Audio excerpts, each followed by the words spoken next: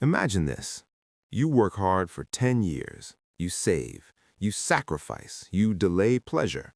You stack your money like bricks, believing you are building a castle. Then one morning you wake up and the castle is gone.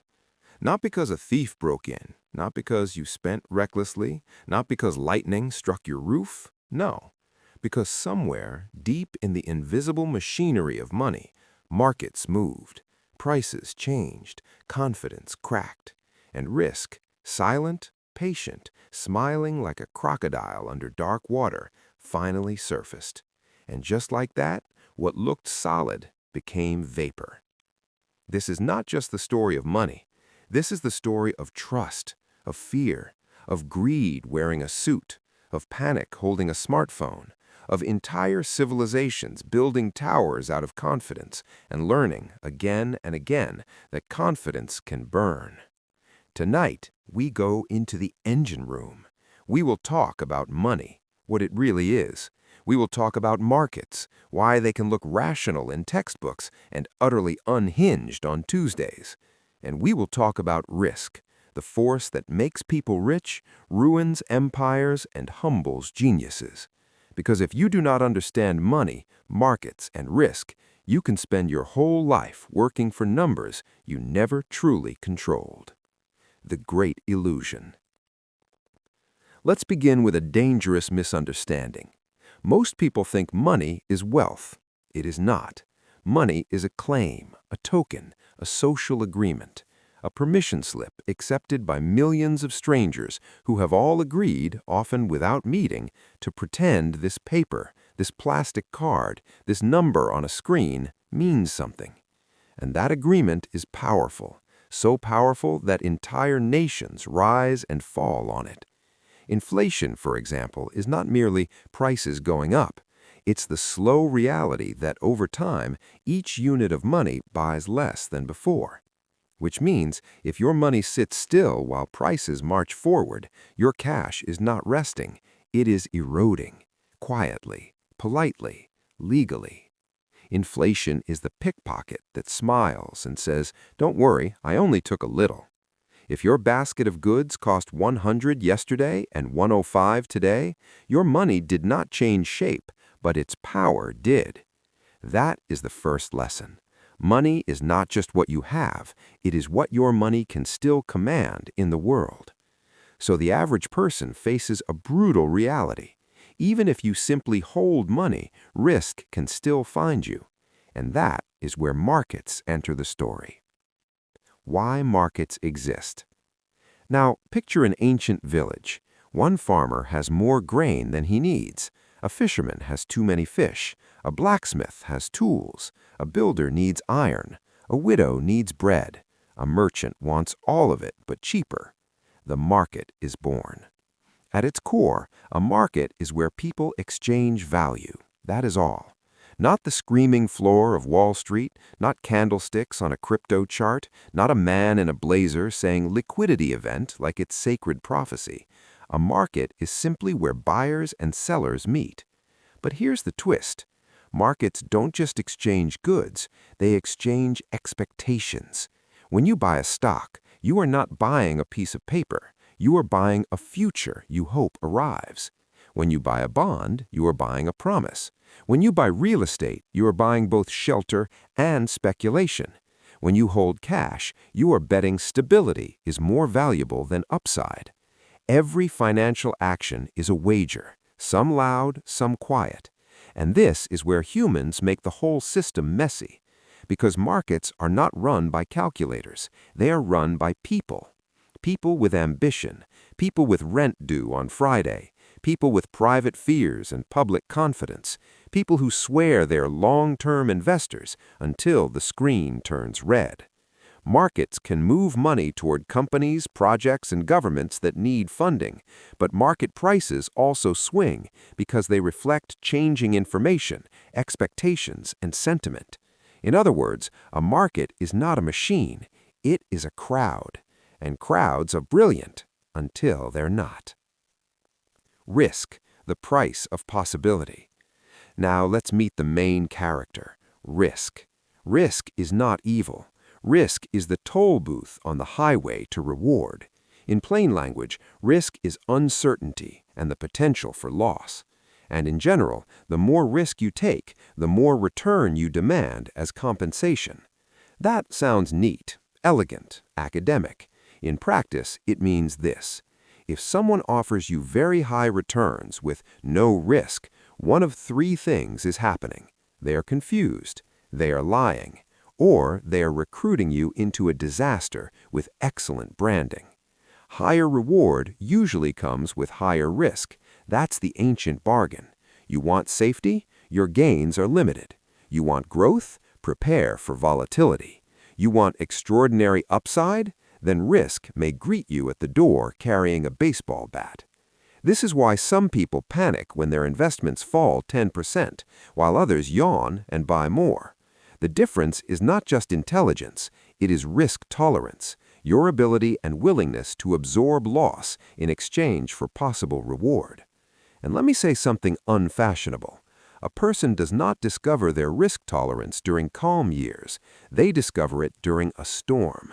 Everybody is brave in a bull market. Everybody is a prophet when prices only go up. Everybody tweets like a genius when the line points north. But when markets fall, theology changes. Suddenly, diamond hands becomes, maybe I should sell just half. Then just half becomes, I'm preserving capital. Then preserving capital becomes, I have made a terrible mistake. Risk is easy to admire in theory.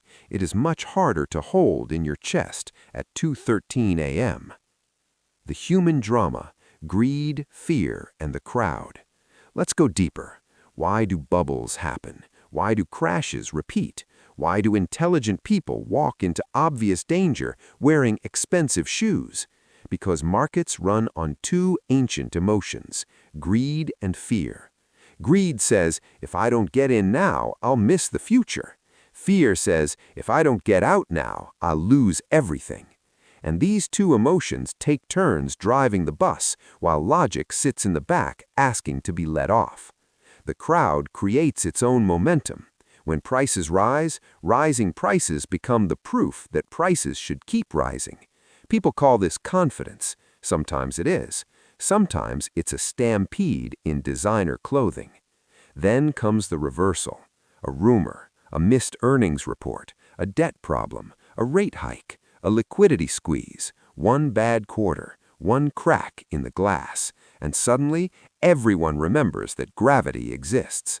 This is not new. It happened in 1929. It happened again in 2008, and it will happen again because human nature keeps showing up in every market cycle. Here is the brutal poetry of markets. The same system that can fund innovation can also mass-produce delusion. So, what do wise people do in a world like this? They do not try to eliminate risk. That is fantasy. They try to survive it. And one of the oldest defenses is diversification. Don't put all your eggs in one basket. Diversification can't guarantee you won't lose money in a broad market drop, but it can reduce the chance that one bad investment destroys you. This is not sexy advice. Nobody brags at dinner about a balanced portfolio with prudent exposure across asset classes. No one pounds the table and shouts, "You won't believe my moderately sensible allocation." But diversification is the financial equivalent of wearing a seatbelt. It is boring. It wrinkles your shirt. It saves your life.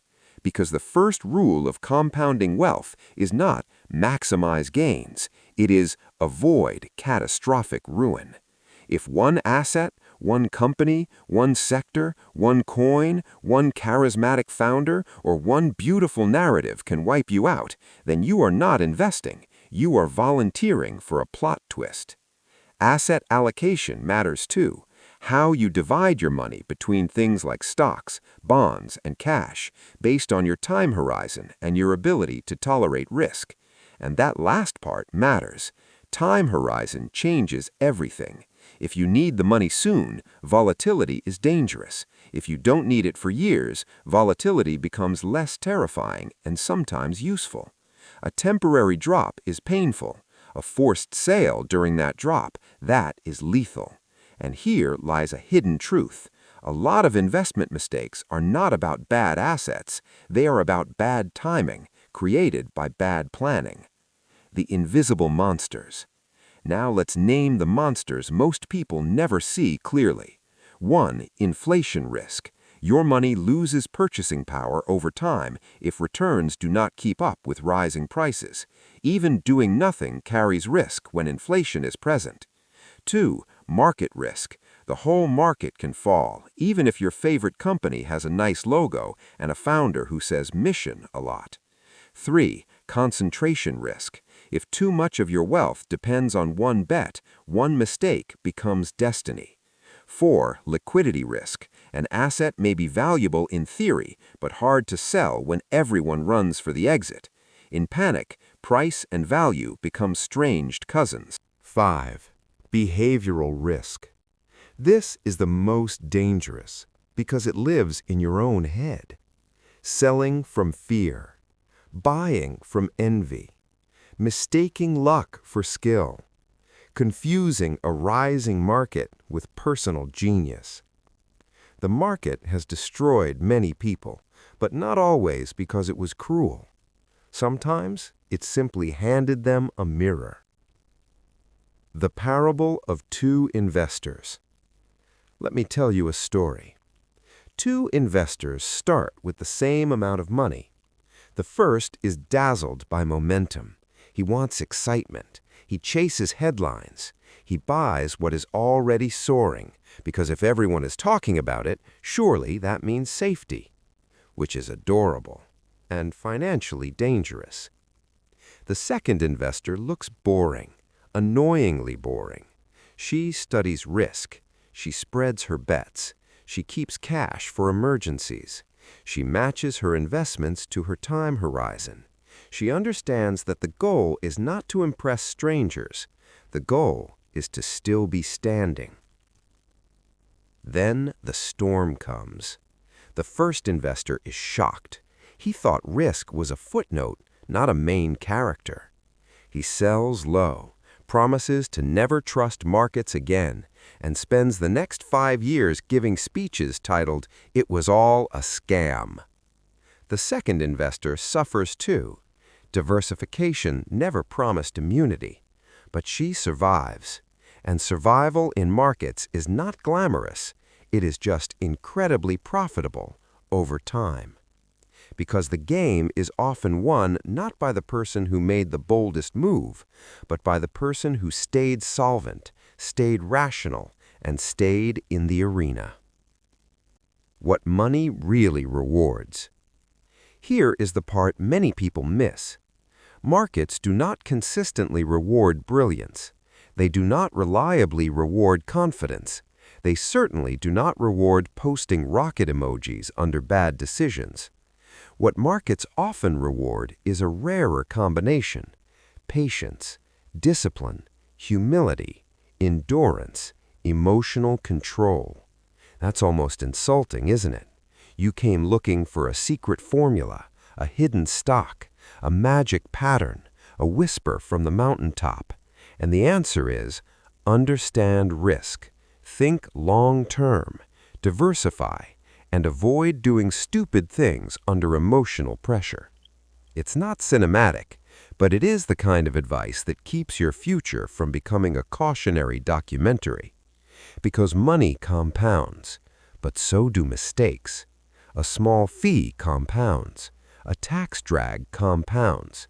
A bad habit compounds. A little leverage compounds.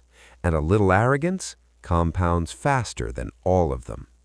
Eventually, the bill arrives. The market, like history, is patient. It lets foolishness bloom before it cuts it down. The final reveal. So what is money? Money is stored trust. What are markets?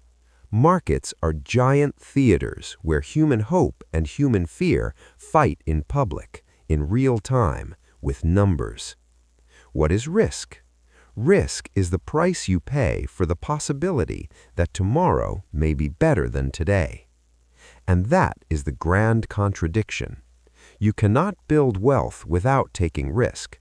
But if you misunderstand risk, wealth can disappear faster than it was built. That is the paradox of the modern world. To grow, you must expose yourself.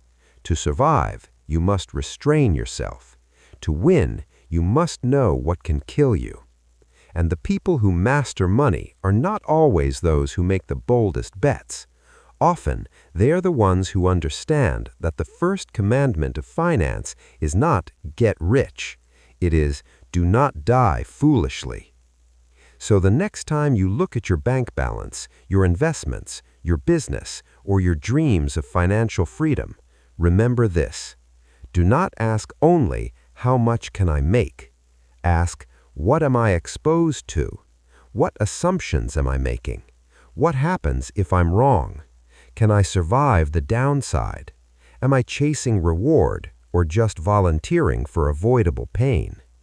Because in the end, money is not merely about accumulation, it is about stewardship. Markets are not merely about profit, they are about judgment. And risk is not merely about danger, it is about truth. Sooner or later, risk reveals what was real, what was fragile, and what was fantasy wearing expensive perfume. And those who learn this early do not merely earn more, they sleep better, they choose better, they endure longer. And in a world drunk on hype, endurance is a superpower. Money can make you feel powerful. Markets can make you feel smart. But risk is what tells you who you really are. If you want more stories like this, where finance, psychology, power, and human nature collide, subscribe to the channel. Because the world is full of people chasing money, but very few understand the game money is playing on them.